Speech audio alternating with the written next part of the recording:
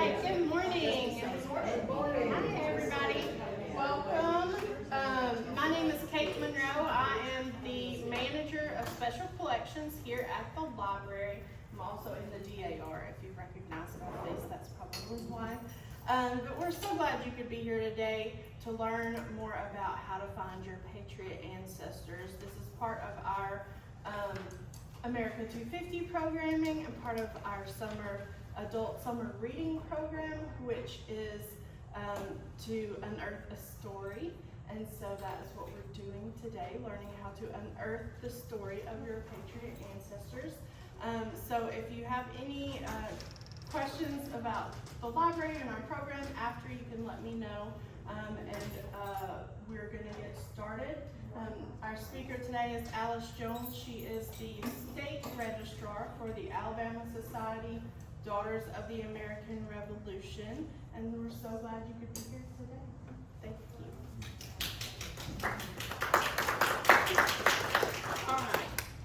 I didn't know exactly what audience I was going to have, whether it was going to be people that had already been doing genealogy or if it were people that were brand new. So we're going to start with a few of the basics, and then we'll get into some deeper things as we go along. I thought this was such a cute title. When she called me and gave me the title for it, I thought, oh, that's just such a neat thing.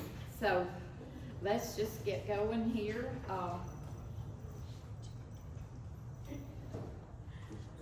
Okay. Why do we want to research our Revolutionary War heroes? Well, it gives you a sense of pride when you think that your family had a part in the formation of this country. It makes you so proud.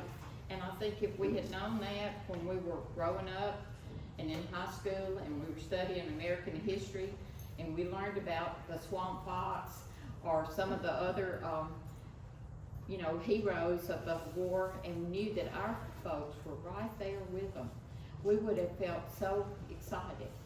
And when I kept going with my research, and I found that my ancestor, one of mine, was Charles King, that owned Kings Mountain and had a little house right there. And I thought, I never knew that when I've always heard about the Battle of Kings Mountain, but I didn't know that we were that closely connected.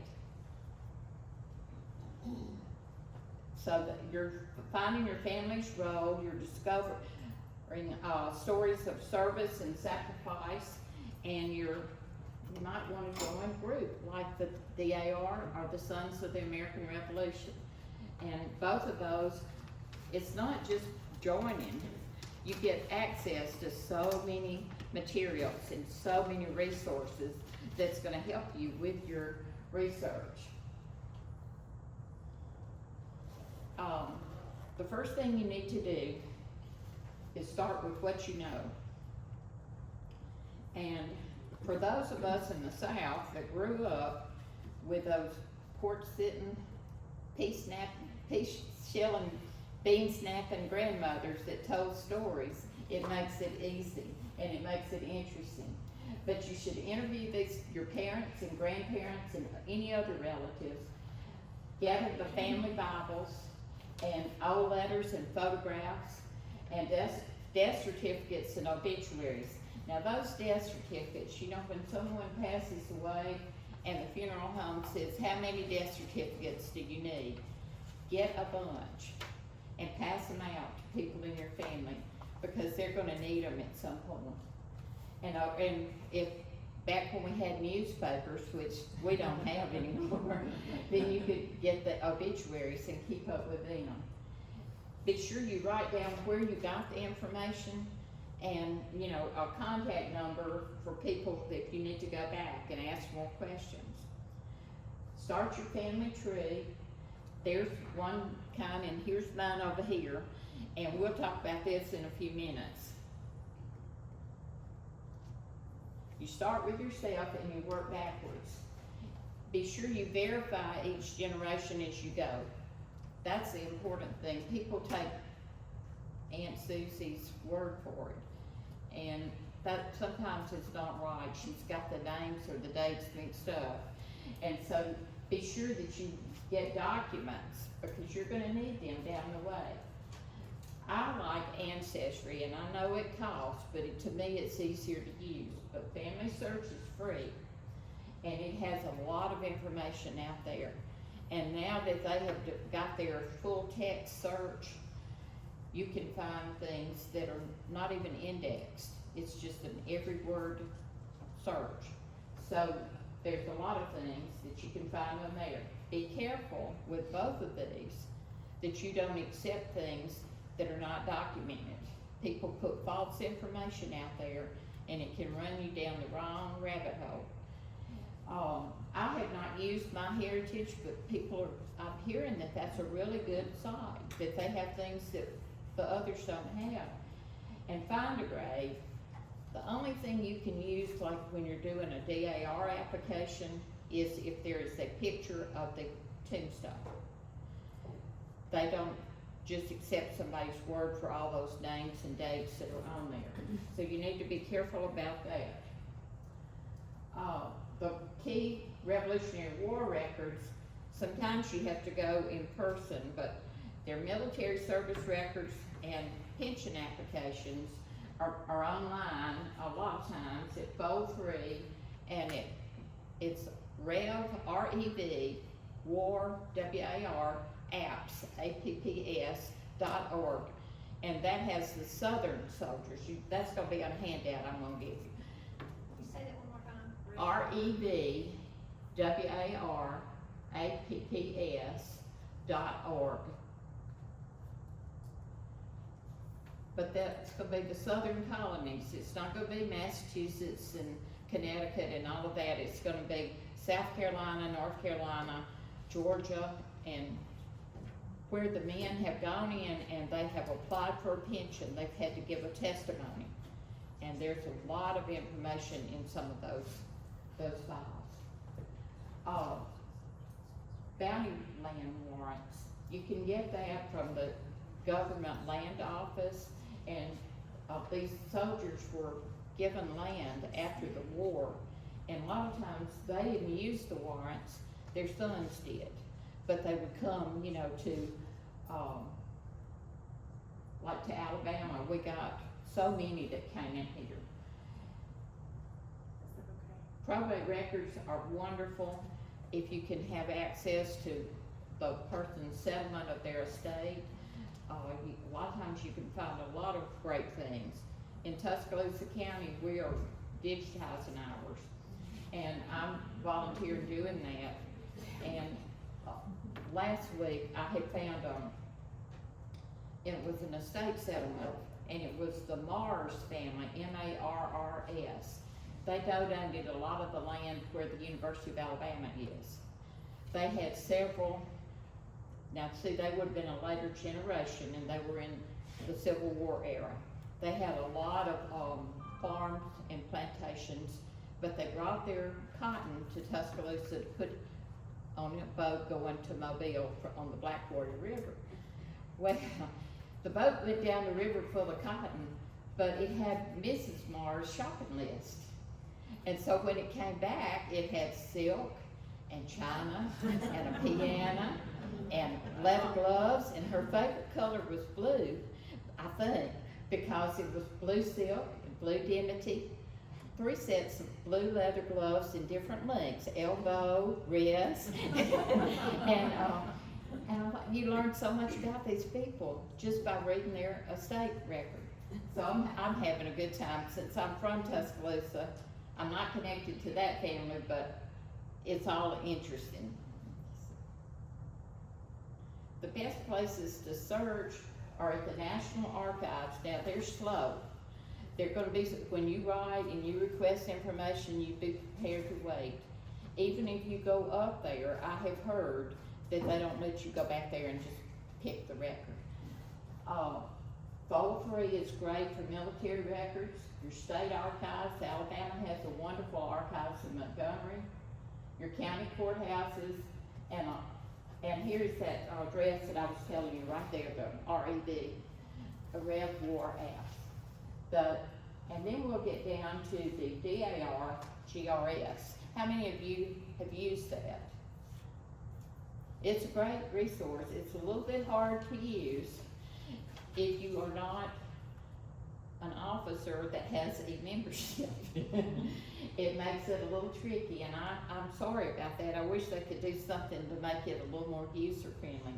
But you can look and see, you could put in an ancestor's name, see if someone has joined DAR on him, or if you know that great aunt Elizabeth was a member of DAR, you can put in her name and it will bring up her record. And then so you can search by ancestor and member and by their numbers. The SAR has something similar. They have a list of qualified ancestors on their website. SAR is not quite as strict with their documentation as DAR.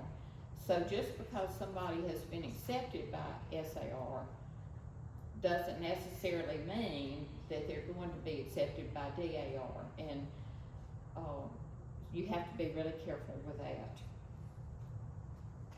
But all of this is a lot of fun, and you can find out so many things that you did not know about your family. The new thing is AI, and here are some sources that are great. Claude, Gemini, Perplexity, Grok, and ChatGPT. I used ChatGPT to write an analysis lately after our workshop we had at State Conference last year. The trick with AI is you're going to have to feed them some information and give them a good prompt. If you don't ask the right questions, you're not going to get the right answers. So that's something that you need to do. The wording of the prompt is crucial.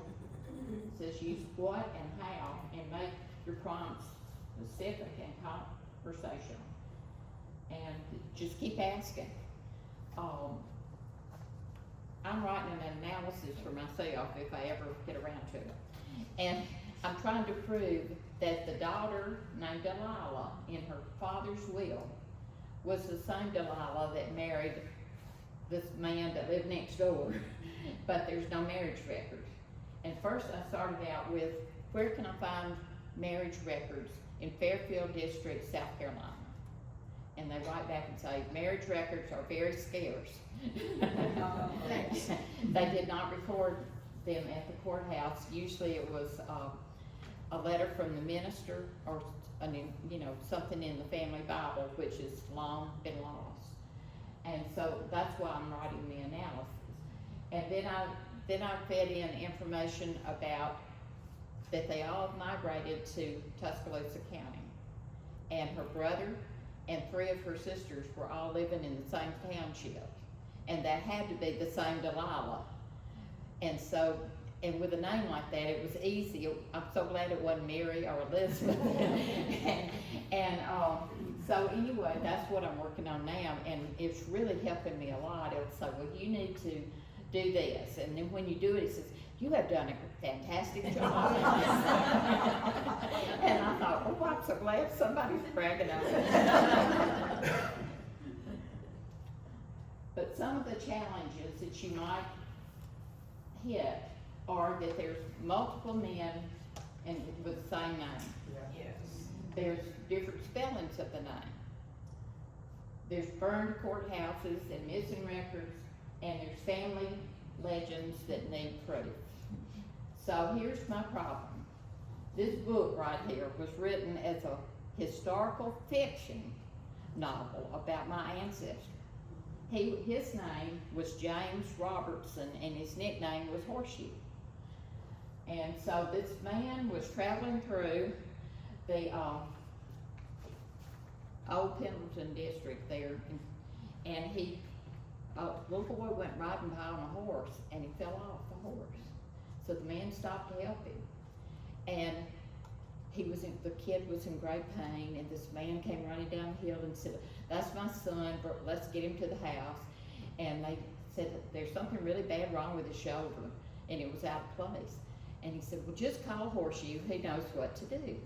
So they called Horseshoe, and he came, and they went and got him on the horse, and he came over, and he jerked the little boy's shoulder back in place. And said he learned that when he was in the war. So the author, this man that had been writing down there, the author, James Pendleton Kennedy, he started listening, and all the men had served in the war. And they started telling all these stories about all that had happened there in that district and everything. And he put it together in the best-selling novel of 1835. So, over the years, my family had accepted that as true. All of it, you know. Horsey was he was fantastic. He was just a hero. And so when I was a kid, we would go down to the family cemetery on Easter Sunday and hunt Easter eggs. And my aunt took me over to the grave and said, now this was your great-great-great-great-grandfather. And he won the Revolutionary War single-handedly. So I've had to overcome that in my research because the man was a private. But he did fight at Captain's and Kings Mountain. He was captured and put on one of the British ships out in the harbor, and there was a bounty on his head because he would go into the bars and the taverns and act like he was a little bit mentally challenged and just sit in the corner, and he heard all the British officers talking. So he was a spy, and he would come back, you know, and tell. And so there was a bounty on his head by the British, but he came to Tuscaloosa County and was old, and all of his sons are buried here in the cemetery around him. And the newspaper in South Carolina had heard about it. And so they sent somebody down to interview him, to ask him if he knew about this, you know, this character in the book, if all that was true. And he said, it might be, but I just disremember.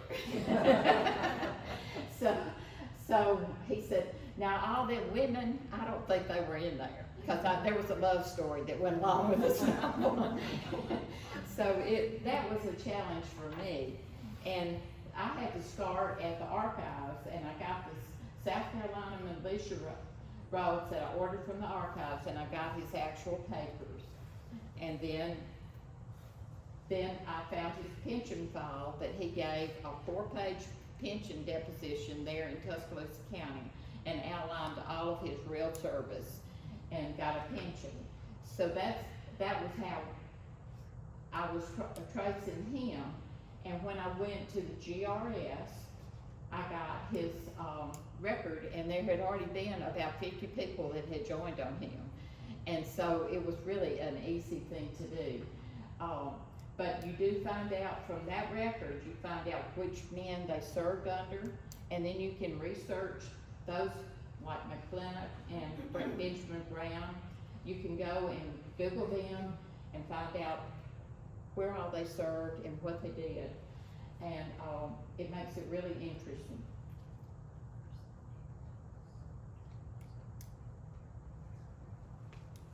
As you're doing your research, keep a log of where you have looked and what you found or didn't find, so that you don't backtrack and don't keep going back over the same thing every time.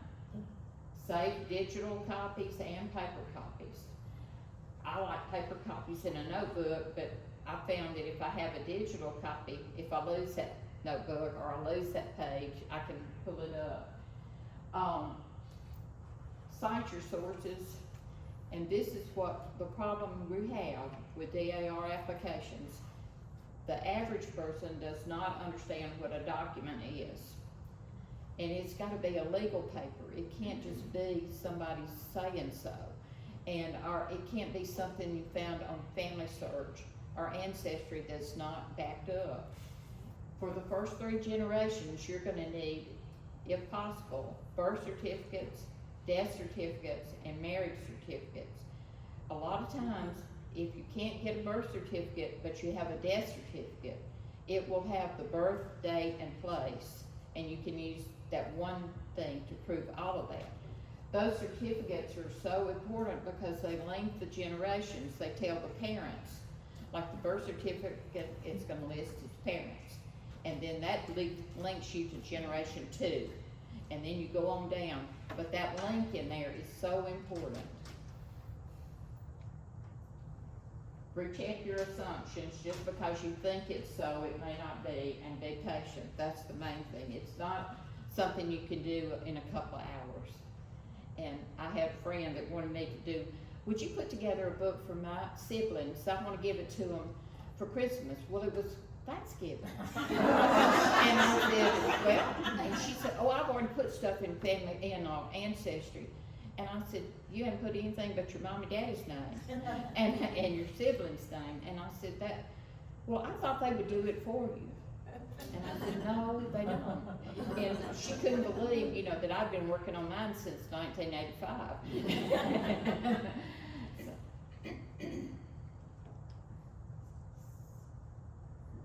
Start small, verify everything, and enjoy yourself, because it's a lot of fun. And before we get to the questions, I did want to go back over a little bit on DAR applications. The things that we get pre-letters for the most, and that means it gets to Washington and the genie looks at, or the volunteer looks at it, and on the first page, there's problems. And it's gonna be there, it lacks a signature, it doesn't have their address or phone number or something really simple like that. And it hasn't been reviewed, because, you know, we added that requirement that it has to be reviewed by 2 people before it goes to Washington. And usually that's your chapter, registrar, and one other person. If you don't have anybody in your chapter that is comfortable doing that, you can contact me, and I will refer you to a member of the state application team who will do this. And that's one of the big things.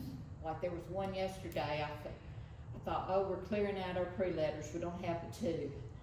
Well, we got one more, and the registrar in the region had not signed it. And I thought, this was just a mistake, you know, an accident. It just went off before they meant for it to go, but it backs the system up. The other thing is on page 2, where you start doing your listing all your ancestors. You have to have, after generation 3, then they will accept obituaries or census records and that kind of thing. But you're going to have to be sure that you have a birth date and birthplace, or a death date and death place for each generation, because that'll get you an AIR letter, an assistance required letter, and that really slows things down. So be careful, take your time, be patient, and be thorough with what you're sending up there, and make sure that there is something that links those generations together. Sometimes it'll be a will, or it could be a land sale, or you know, this daughter inherited this from her father, that'll prove that he was her father, that kind of thing.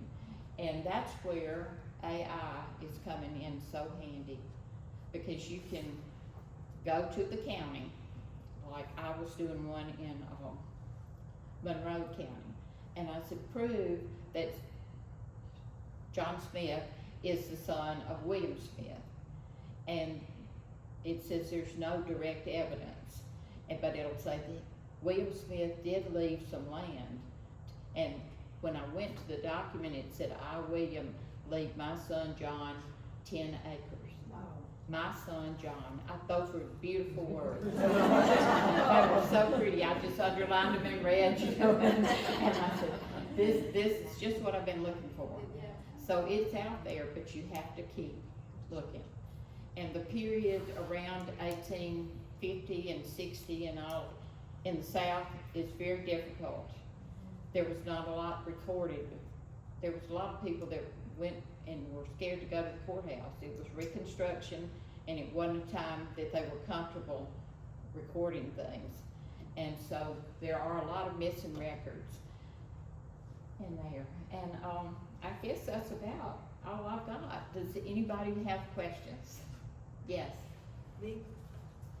You know, I was trying to verify that my great-grandmother you know, when she died, and I actually sent off for her death certificate, and they actually sent me something back and said that there was nothing on file for that. What happens in that situation? Does that mean you're just done with that, or Well, does that no, help? if you can find some other record, like a tombstone or a bit or something like that, you can submit that failure to find document that you got when you ordered. Keep that, that's important.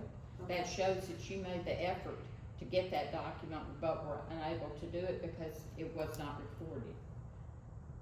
So that's a good question. Anybody else? It's not a question, but I wanna give a shout out to the RevWar apps site. For one reason, it's transcribed, and some of them, have added information, like, the journal's name is misspelled, but they'll say, oh, this is probably so-and-so, and you can also do a search. You can search the site, so even if your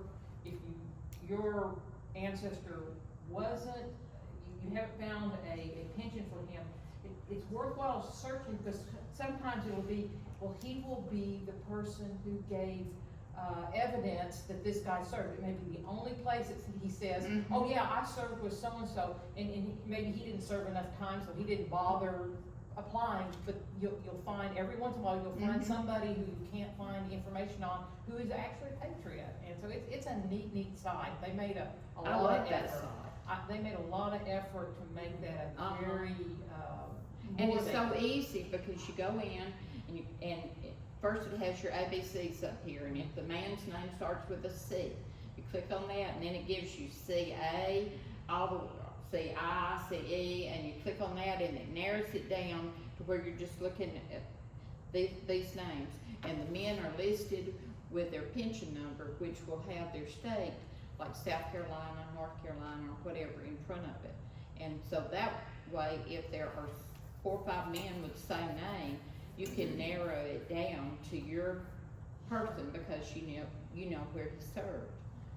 And it's great. I love that site. Is Yes. that site by subscription? No, it's free. It's just a free site.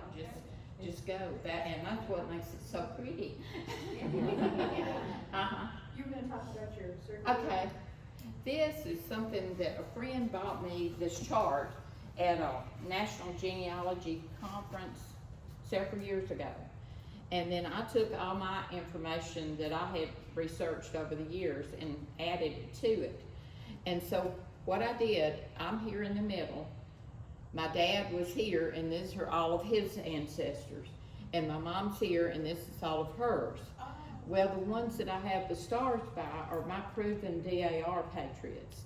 So if you get to look in here, you go out to the, your first generation, second generation, third, fourth, fifth, sixth, seventh. That's where all these people start appearing. And you go to the GRS on DAR and put in the names of these people to see if they're a proven ancestor. And so I've got some here that, like this one he's proven ancestor, but I can't make the connection. I mean, I've got one generation I cannot connect. So there's an analysis. I mean, I'm looking at about 5, and I just don't want to do them all at one time. But then a lot of times, you get the patriot, and his father also served. And here we've got Turner Hamner and William Hamner. And then also, his grandfather was Nicholas Hamner, that served in the First Continental Congress and from Virginia. But DAR they're contesting some of this, and they said yes, but that was not service because it was before 1776. So he's not taken, but that led me back to one of my colonial war ancestors. And then I also, this family right here, they were Hamners in Northport, and then we get on back and you get to Virginia, and John Hamner married a Mary Bullitt Moore, And then they are buried, John Moore, their son, her father, married Martha Gaines Harvey. And Martha Gaines Harvey was the daughter of John Harvey and Martha Gaines, and John Harvey was the guardian of Thomas Jefferson. So that's my claim to fame. And they're buried, John Moore and Martha Gaines Harvey are buried at Owens Crossroad. Mm-hmm. I have two questions. One is, does militia service or a militia participation, does that count? Most of the time, yes. Okay, because my family was Mennonite and apparently they wouldn't sign the contract to fight. So the story goes something like that. My second question is, if you have a DAR, like I have a DAR number for this supposed relative, and I'm working backwards and I'm having a really hard time, like you said, connecting all the generations. Do you have any advice? You're just gonna have to just document each one as you go and you know, use AI and go out there and do that. The other thing is check with other lineage groups like Colonial Wars, Dames of the Court of Honor, Colonial Dames, Colonial Daughters, the Daughters of the American Colonists. All of them have some resources too, and you might stumble on something in there. Would that be a good question for the AI? Yes. Yeah. And you can also check with those local organizations, check with their chapter registrar, Mm-hmm. because she might be able to help you do some of that deeper dive kind of research that is a little bit more difficult. But she would have more training and be able to help you there. So definitely check with local chapters of whatever lineage society you're Do y'all have information on our local chapter? Yes, there's a little quarter page just on the table. Also, DAR accepts people for military service, you know, and then also for public service, like if they served on a jury or they were a councilman or something like that. And then if they donated goods and services, in some of the colonies they had a tax, and if you paid that tax, you're considered a patriot.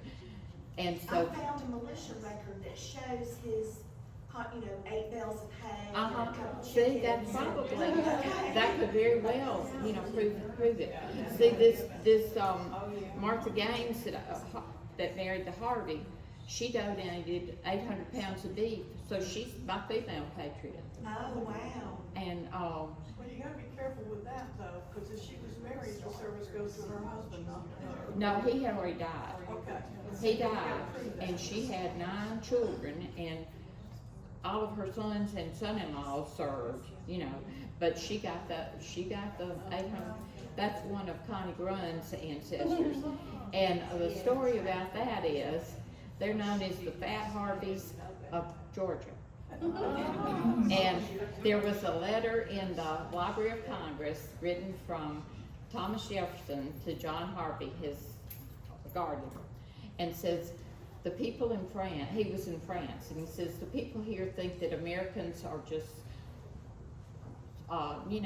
weak and not robust, and they're not fed well, and they don't do this. And I want to tell him about your children, because the 9 children had a total body weight of 2,700 pounds. and I'll tell you this, so Connie's and her grandmother was the biggest one, I think. And she was married to a little man, so it sounds kind of like Jack Sprat could eat no fat. And he had a special cart built that they would roll the cart up to the window of the church and let her lay in the back of that cart to listen to the service, because she couldn't get down the aisle of the church. And they had to have some kind of thyroid problem or something. I don't know. But anyway, it's a really interesting story. And that's another point I want to end with, is it's so important to get all these dates and facts and things to join, but don't forget the stories. because that's what makes these people real. That's, the fun thing about reading the pensions, it amazes me, these pensions, these men, it's in, the militia guys are in the 1830s and they're doing these. Their memories, what an impact it had on their lives, because they're describing, they crossed this river, they, we camped at this campsite, I was with so-and-so, and I'm thinking, what an impact it had on those men's lives to hold on to that memory. I mean, I can't remember, what street did we drive down yesterday, It's just amazing to me when you read those. And be careful of those stories. My mother-in-law told me that her mother's side of the family was related to John Paul Jones, which I thought was fantastic. And her family had 2 self-published family books. And I started going through, and they had adopted a boy somewhere back, and they named him John Paul Jones. So they weren't related. Not that one. It is, but it's not. And look at all the people that are named Francis Marion, I mean, that name shows up all the time. Especially now. And it was just to honor him. Well, thank you everybody for coming. If you are from Madison County and you're a member of the library, we have tickets over on the table. This is an adult program, and so our adult summer reading program is doing free tickets for our program, so that's right over there. Also, if you're local, we have a little quarter sheet of the local DAR chapters with a website and some meeting time information, so you can look at that. And thank you everybody for coming, and thank you Alice for I enjoyed it. You gotta be sure to get a handout. There's one here, kind of a summary of my thing, and then there's one on AI and the different sources and what they specialize in. So be sure to get them. And there's also this that the DAR has that is generation, let's see, it's 9 generations. And